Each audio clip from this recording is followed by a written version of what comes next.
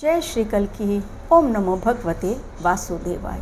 इस दुनिया में कभी कभी कुछ ऐसी अजीबोगरीब घटनाएं होती हैं जिनके पीछे का संदेश हमें नहीं समझ आता, लेकिन यूनिवर्स हमें किसी न किसी संकेत के माध्यम से अपनी बात पहुंचाने की हमेशा कोशिश करता है। लेकिन यूनिवर्स का मैसेज हम तक सही ढंग से पहुँचे, ये हमारी भी बुद्धि पर डिपेंड करता है कि हम उसे किस प्रकार डिकोड करते हैं। एक छोटे से एग्जाम्पल से समझाती हूँ।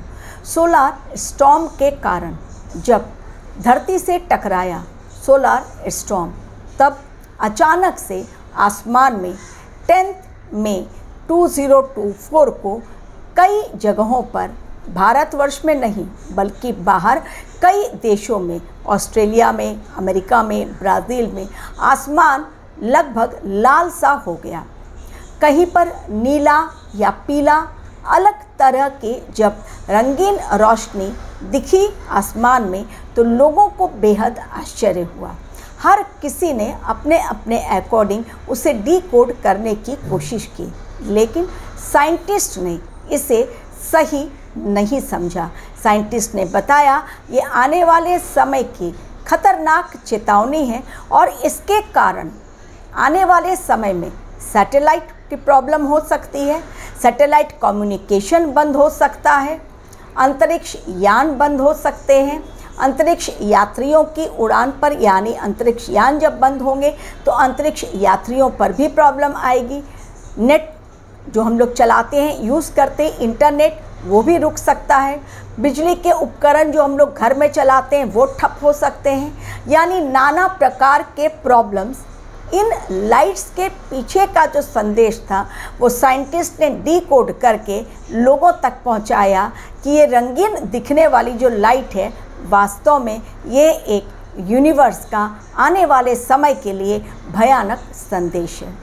एक छोटे से एग्जाम्पल से ये मैंने आपको समझाई बात कि जो घटना यूनिवर्स में घटती है उसके पीछे कुछ न कुछ रीज़न होता है, लेकिन कभी कभी वो घटनाएं कुछ इस तरह से घट जाती हैं कि लोगों को समझ नहीं आता। जैसे कुछ समय पहले फिश रेन, जब लोगों ने आसमान से मछलियों को गिरते हुए देखा तो समझ नहीं आया, लोगों ने इसे अजूबा समझा।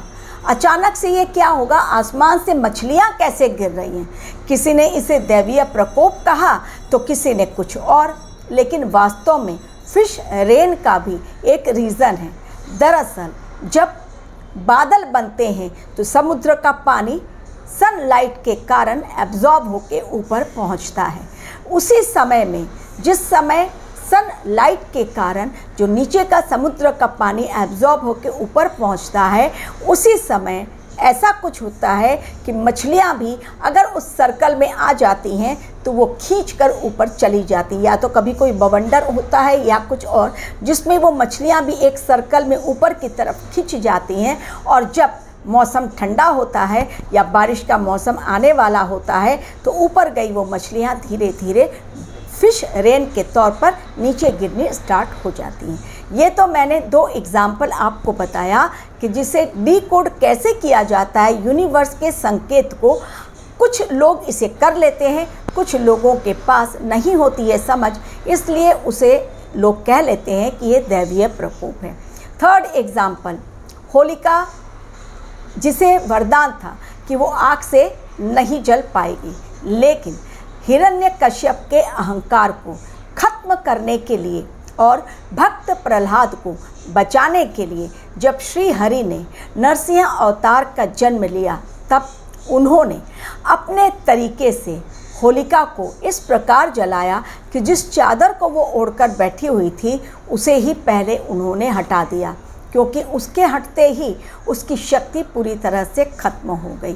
तो इसी प्रकार आने वाले समय में भगवान कल्की की कृपा में वो ताकत, उनकी भक्ति के द्वारा भक्तों को मिलेगी वो शक्ति, जिसके कारण उनकी नाव बिन पतवार के ही आगे बढ़ती चली जाएगी और लोगों को, पूरे ज़माने को, पूरी दुनिया को आश्चर्य होगा, आखिर ये काम हो कैसे रहा है, यानी कोई मदद करने वाला भी नहीं, लेकिन सामने वालों का जो भक्तगण हैं, जो धर्म के रास्ते पर चल रहे हैं, मुश्किल से मुश्किल काम भी उनका चुटकियों में हल होता चला जा रहा है।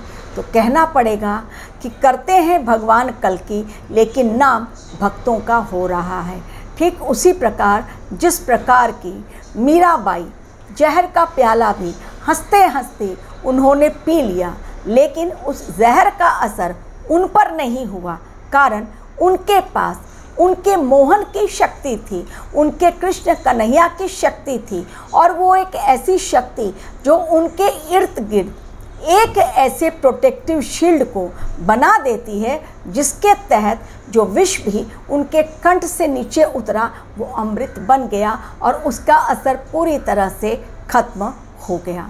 तो आने वाले समय में केवल भक्ति की शक्ति ही वो शक्ति रहेगी एंड ऑफ द कलयुग, जो आपको डिजास्टर के टाइम में किसी भी 5 एलिमेंट्स के अटैक से बचाएंगे आपको, या जब कभी भी आपके जीवन में कोई ऐसा भयंकर ऑब्स्टेकल्स, प्रॉब्लम्स, तूफान आएगा जहाँ पर कि आपकी जीवन नैया डोलने लगेगी, नहीं आपको कोई बचाने आ पाएगा। वहीं पर सिर्फ आप अपने आराध्य का नाम लीजिए, पुकारिए उन्हें, हे प्रभु मेरी रक्षा करो, और आप देखेंगे तूफानों में जो आपके जीवन नैया डोल रही थी, बिन पतवार के ही वो पार लग गई। और भगवान कल्कि ने अपनी तरफ से आपको इनडायरेक्टली या डायरेक्टली वो मदद पहुंचाई जिसके बारे में आपने कभी सोचा ही नहीं था, कल्पना भी नहीं की थी। यानी एक ऐसी मदद जो आपके लिए उस समय ज़रूरी, आपको बचाने के लिए, लेकिन ये मदद उन तक ही पहुंचेगी जो आज भी धर्म के रास्ते पर हैं, भक्ति के नाम पर दिखावा नहीं, ढोंग नहीं, कोई छलावा नहीं, बल्कि प्योर सोल्स के तौर पर वो अपने जीवन को आगे बढ़ा रहे हैं। जीवन जीना है, ऑब्स्टेकल्स आएंगे नहीं, ऐसा हो नहीं सकता। हर एक के जीवन में आज प्रॉब्लम्स हैं, लेकिन उन प्रॉब्लम्स को प्रॉब्लम ना समझकर यदि हम सॉल्यूशन ढूंढने की कोशिश करें तो ज़रूर उसमें से सॉल्यूशन मिल जाता है। लोग आपकी लेग पुलिंग करेंगे, आपको पीछे खींचने की कोशिश करेंगे, लेकिन उससे डरना नहीं है, घबराना नहीं है। आने वाले समय में एक ऐसे युद्ध का समय नज़दीक आ रहा है जिसे कहते हैं 3rd वर्ल्ड वॉर, और वो होकर ही रहेगा। लेकिन उसके पहले जब तक इंसान अपनी इम्यूनिटी सिस्टम को स्ट्रॉन्ग बना सकता है, अपनी मेंटल पावर को, अपनी फिज़िकल पावर को, अपनी सोल पावर को स्ट्रॉन्ग बना सकता है, तब तक उसे हार नहीं माननी है, कोशिश करनी है। और कल्कि नाम की संजीवनी बूटी को हमेशा अपने पास रखना है, क्योंकि संजीवनी बूटी वो बूटी थी जिसने लक्ष्मण जी को मूर्छित अवस्था से, मृत अवस्था से बाहर निकाला था।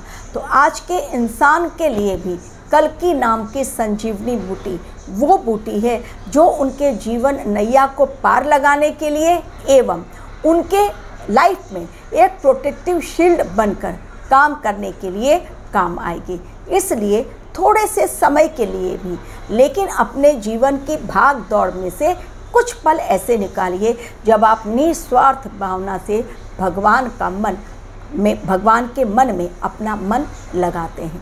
अगर आप ऐसा करेंगे तो अपने आप आपका काम होता चले जाएगा। ठीक उसी प्रकार जिस प्रकार अर्जुन की जीत के पीछे श्री कृष्ण का हाथ था, पांडवों की जीत के पीछे श्री कृष्ण का हाथ था, और विभीषण के राज्याभिषेक के पीछे भी राम जी का हाथ था। यदि राम जी नहीं होते तो रावण को मारना और विभीषण का राज्याभिषेक करना कभी भी संभव नहीं हो पाता। तो जिस प्रकार राम और कृष्ण के बगैर किसी का भी भला नहीं हो पाया, शबरी के जूठे भेड़ भी उन्होंने, राम जी ने खाए, कारण उनकी भक्ति से वो प्रसन्न हुए थे, लेकिन इंतज़ार बहुत करवाया था।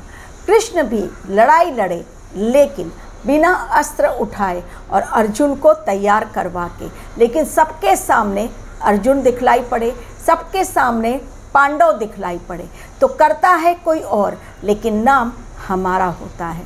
तो इसलिए भक्ति में जो शक्ति है उसकी आज बिना पड़ताल किए सिर्फ अपने आप को सरेंडर कीजिए, यकीन मानिए ये भी वो ताकत है जो आपको बिना किसी अस्त्र के एक ऐसे ताकतवर अस्त्र के रूप में काम करती है आपके लिए, एक ऐसी दवाई बनकर आपके जीवन में आती है जिससे कोई भी तकलीफ़ कभी भी खत्म हो सकती है, लेकिन विश्वास बेहद आवश्यक है। Thank you very much for watching my video.